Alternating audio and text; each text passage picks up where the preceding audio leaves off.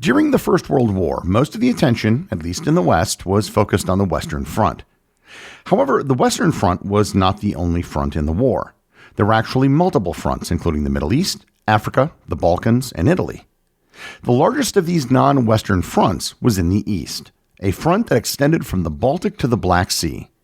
The war in the East was almost as brutal as in the West, with casualties almost as high. Learn more about the Eastern Front in World War I on this episode of Everything Everywhere Daily.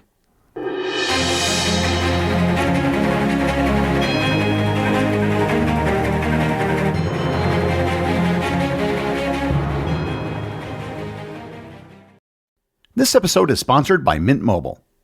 If you're a regular listener, you know that I spent over a decade traveling all over the world. During my travels, I would often get mobile plans for my phone, and I noticed that almost everywhere in the world had much, much cheaper phone plans than what we had in the United States. That all changed with Mint Mobile. With Mint, you can get monthly plans that start at just $15 a month. That's why I recommend Mint Mobile.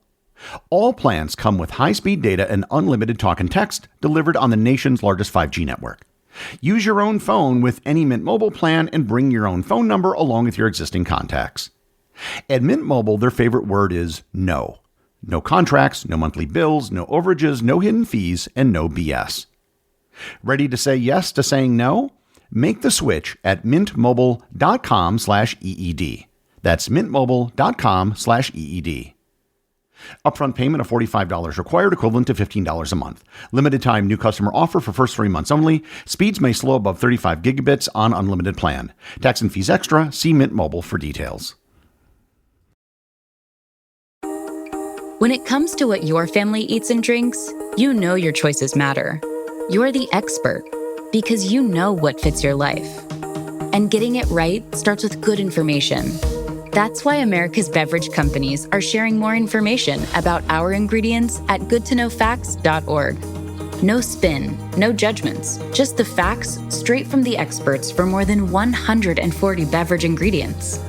Visit goodtoknowfacts.org. When most people think of the First World War, they tend to picture the trench warfare that took place in France and Belgium. To be sure, the Western Front was brutal, and it was where many of the resources of both the Allies and Central Powers were put. However, that was not the whole war. There were fronts in Italy, the Balkans, the Middle East, and even limited fighting in Africa and Asia. My goal for this episode is to provide a high-level overview of the events of the Eastern Front and how the war in the East eventually ended. In many ways, the Eastern Front was the forgotten front, yet it suffered almost as many casualties as the Western Front and may have suffered even more if the war hadn't ended almost a year sooner. The Eastern Front extended from the Baltic Sea down to the Black Sea, although the actual front moved considerably during the course of the war. The primary belligerents on the Eastern Front were the Russian Empire, Germany, Austria-Hungary, the Ottoman Empire, and Romania. The length of the Eastern Front was more than double the length of the Western Front. The distances alone made the conflict in the Eastern Front fundamentally different from that in the West, as the forces were more dispersed. Russia entered World War I in August of 1914 in defense of its ally, Serbia, after Austria-Hungary declared war on Serbia following the assassination of the Archduke Franz Ferdinand. Bound by pan-Slavic sentiment and its alliance with France, Russia mobilized against Austria-Hungary and Germany. Germany then declared war on Russia on August 1st, 1914, creating the Eastern Front. The Eastern Front in 1914 opened in a way that most people don't associate with the First World War. It was rapid. After Austria-Hungary declared war on Serbia, Russia mobilized faster than Berlin expected and struck on two axes. In East Prussia, Russian generals Paul von Rennenkampf's First Army advanced in the northeast, while General Alexander Samsonov's Second Army pushed from the south. Germany's Eighth Army, placed under Paul von Hindenburg with Erich Ludendorff as his chief of staff, used intercepted Russian wireless and interior rail lines to defeat the two forces. At Tannenberg, in what is today eastern Poland, from August 26th to the 30th, the Germans encircled Samsonov's army, captured tens of thousands of prisoners, and drove the survivors east. In September, during the First Battle of the Masurian Lakes, the Germans also expelled Rennenkampf from East Prussia. Farther south, events ran the other way. In Austrian Galicia, Konrad von Hotzendorf launched offensives towards Lublin and Lviv, but ran into stronger Russian forces. The Russian victories along the Zolta Lipa and Ganila Lipa rivers culminated in the fall of Lemberg on September 3rd and the siege of the Habsburg fortress of Przemysl beginning on September 16th. Austria-Hungary ceded most of eastern Galicia and reeled back towards the Carpathians, suffering immense losses and taking many prisoners, revealing its dependence on German support. In October, Germany formed a new Ninth Army in Silesia to relieve pressure on its ally and to threaten Russian forces in eastern Poland. An attack on Warsaw then followed. Russia's concentrated forces and stubborn defense forced the Germans to withdraw from the outskirts of Warsaw by late October. November brought the Battle of Łódź. German thrusts nearly closed a pocket on parts of the Russian front, then had to fight out of a counter-circlement. The result was a bloody Russian withdrawal, but no decisive outcome. By December, winter weather and exhaustion produced more static lines along the Bezura and Raka rivers west of Warsaw, while the siege of Przemysl continued and both sides consolidated in Galicia and along the East Prussian frontier. In 1915, on the Eastern Front, the tide changed from early Allied gains to decisive Central Powers dominance. Winter opened with two crises for Russia. In February, the Germans expelled Russian forces from East Prussia in the winter battle of the Masurian Lakes, while in the south, the Russians pressed hard in the Carpathian Mountains to break into Hungary and to relieve the besieged Habsburg fortress of Przemysl. The mountain fighting bled both sides in snow and mud. Przemysl finally fell to Russia on March 22nd, yielding vast provisions and prisoners, yet Austria-Hungary managed to survive with growing help from the Germans. The strategic tide of the Eastern Front really turned in May. On May 2nd, General August von Mackensen launched the Gorlice-Tarnów offensive in western Galicia with heavy artillery and carefully coordinated infantry. The Russian Third Army collapsed, creating a breach that German and Austro-Hungarian forces widened throughout the spring and summer. Lemberg was retaken in June, and Przemysl was recaptured soon after. The breakthrough created the Great Russian Retreat. Throughout July and August, the Central Powers overran Poland and Lithuania, seizing Warsaw on August 5th and smashing the Great Ring of fortresses that anchored the Old Front. Kovno, Novogorodievsk, and Brest-Litovsk all fell as the Germans took enormous numbers of Russian prisoners. In the north, German armies pushed through the Courland region of western Latvia, while to the south, they advanced into the Volhynia region in what is today northwestern Ukraine. The Russians scorched the earth behind them as they fell back to shorter lines. Shortages of shells and rifles began to deepen. In September, Tsar Nicholas II assumed personal command, a political gamble that tied the monarchy directly to the fortunes on the battlefield, which, in hindsight, was a horrible move. Autumn saw heavy fighting around Vilnius and along river barriers as the Central Powers tried to close encirclements that largely failed. By the end of 1915, the front had moved hundreds of kilometers to the east. The Central Powers now controlled Poland, Lithuania, and much of Galicia, while Russian field armies remained battered but intact on their new, shorter defensive line. In 1916 on the Eastern Front, the pendulum swung from Russian resurgence to exhaustion. Russia opened with a diversionary attack on Lake Naroch in March in what is today Belarus to attempt to relieve pressure on Verdun in France. Poor preparation, soft ground, and strong German defenses produced heavy Russian losses with no gain. In June, General Alexei Brusilov launched a vastly better prepared offensive across Volhynia and Galicia.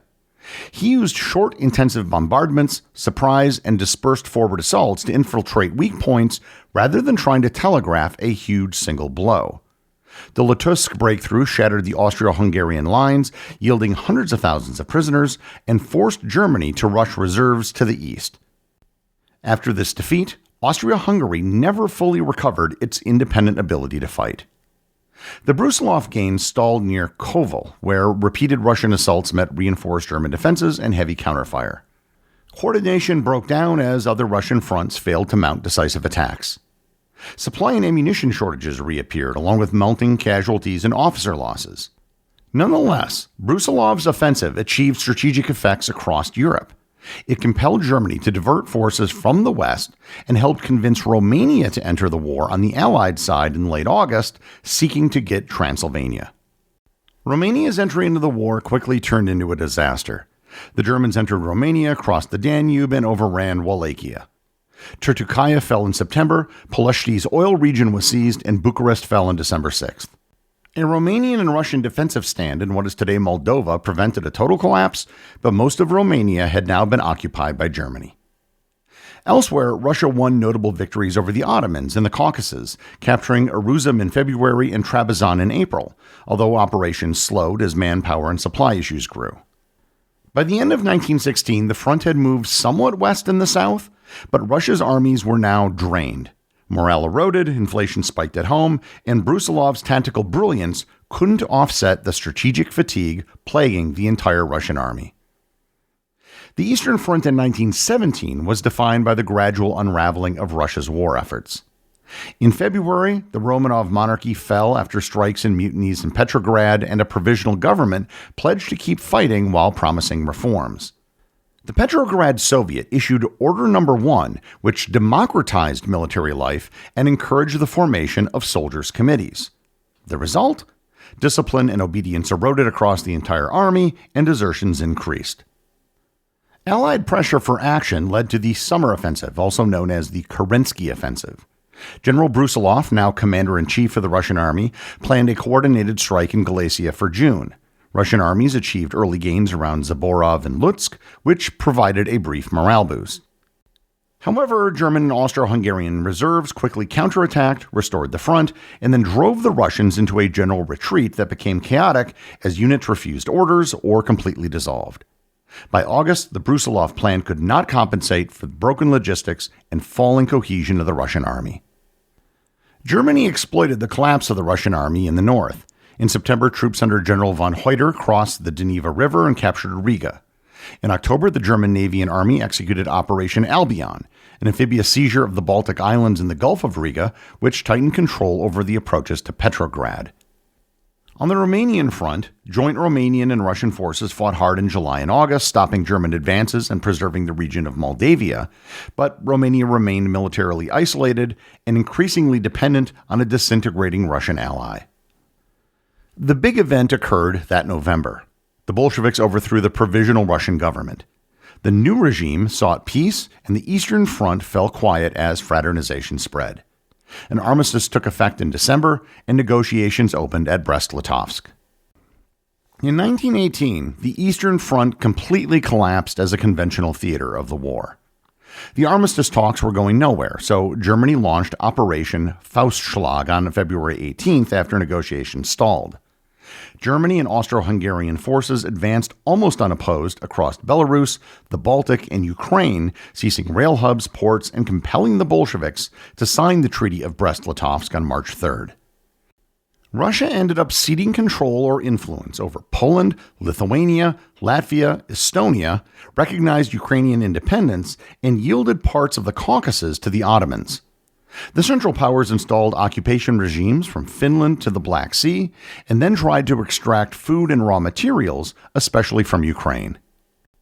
The short-term military effect was stark. With Russia out of the war, Germany could redeploy dozens of divisions to the west for the 1918 spring offensives in France. Those extra troops helped produce the great breakthroughs of March to June, yet the new Eastern Order also imposed heavy costs on them. Garrisons, rail security, and administration tied down several 100,000 Central Power soldiers. The hope for Ukraine grain never arrived at scale due to chaos, peasant resistance, and logistics. German morale at home continued to sag under blockades and shortages, and political strains worsened inside Austria-Hungary. On the southeastern flank, Romania was forced to accept the Treaty of Bucharest in May, losing resources and transit rights, though it re-entered the war on November 10th, the day before the war ended. In the Caucasus, the Ottomans pushed east under the Brest-Litovsk terms, reaching Baku in September, but their position unraveled after defeats in Palestine by British and Arab forces. With Germany's surrender, the Brest-Litovsk map was just swept aside. Newly independent Poland and Baltic states moved in to fill the vacuum, while Russia spiraled into civil war.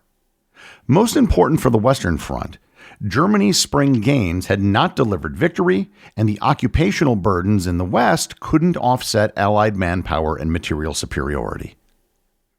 While it didn't directly affect the other fronts, the Eastern Front had an incredible impact on the rest of the war indirectly by tying up so much manpower and resources. In its own right, the Eastern Front saw an estimated 2.5 to 3.5 million people killed in combat, in comparison to the 4 to 5 million killed on the Western Front. Had the war consisted of nothing but the Eastern Front, it still would have been the greatest war in human history at that point in time. The executive producer of Everything Everywhere Daily is Charles Daniel. The associate producers are Austin Oetken and Cameron Kieffer. My big thanks go to everyone who supports the show over on Patreon. Your support helps make this podcast possible. And I also want to remind everyone about the community groups on Facebook and Discord. That's where everything happens that's outside the podcast, and links to those are available in the show notes. As always, if you leave a review on any major podcast app or in the above community groups, you too can have it read on the show.